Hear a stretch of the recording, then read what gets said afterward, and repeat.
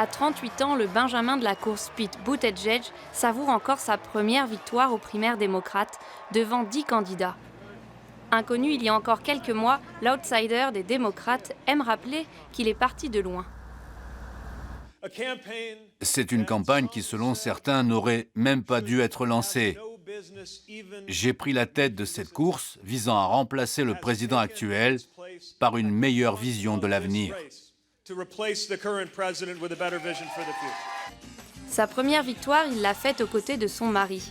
Pete Buttigieg est le premier candidat à revendiquer son homosexualité dans une course à l'investiture d'un grand parti. Depuis le lancement de sa campagne en avril dernier, il a participé à plusieurs rassemblements LGBT, ce qui peut être pour certains un obstacle dans la course au siège présidentiel. Le New Hampshire est prêt à l'accepter pour qui il est, en tant que personne, et ne va pas tenir rigueur de son orientation sexuelle. Mais je ne suis pas sûr que le reste du pays soit aussi progressiste, et ça m'inquiète. Dans la primaire du New Hampshire remportée par Bernie Sanders, Pete Buttigieg a confirmé sa percée en arrivant deuxième. Le programme modéré proposé par ce vétéran de l'Afghanistan, qui n'oublie pas de mettre sa foi chrétienne en avant, a pour objectif de convaincre, au-delà du camp démocrate. Ce que j'aime chez le maire Pete, c'est qu'il n'est ni trop à gauche ni trop à droite. Il est au milieu de la route concernant les soins de santé, il est au milieu de la route concernant le changement climatique. Il a de bonnes idées là-dessus et une bonne vision.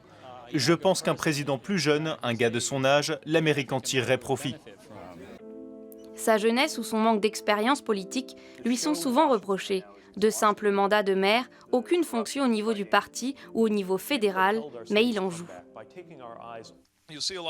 Vous verrez beaucoup de pubs où le vice-président Biden fait valoir que ce n'est pas le moment de prendre un risque pour quelqu'un de nouveau. Je dirais que ce n'est pas le moment de prendre le risque de retomber sur ce que l'on connaît déjà. Tache d'ombre dans ce portrait de candidat idéal, le financement de sa campagne. Entre avril et juin 2019, le candidat reçoit près de 25 millions de dollars, un bond impressionnant pour cet inconnu qui a de quoi interroger. Pete Buttigieg revendique une politique plus verte, mais en réalité, il aurait une relation étroite avec le monde des énergies fossiles.